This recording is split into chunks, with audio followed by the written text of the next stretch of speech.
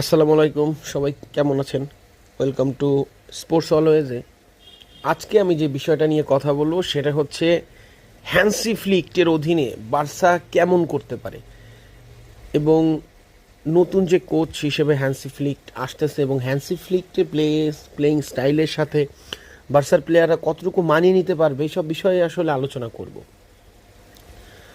তো Hansi Flick আমরা সবাই জানি, সাবেক বায়ার্ন মিউনিক কোচ, যে কিনা বায়ার্ন মিউনিককে 2018 সালে চ্যাম্পিয়ন্স লিগ জেতালো, ইভেন ট্রেবেল জেতালো।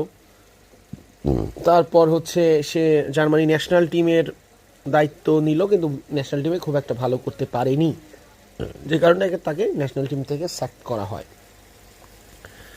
তো ন্যাশনাল টিমে খারাপ করার পিছনে কিন্তু যথেষ্ট কারণ ছিল, কিন্তু ওই প্রাইম বায়ার্নটাকে হ্যান্সি ফ্লিক যেভাবে তৈরি করছিল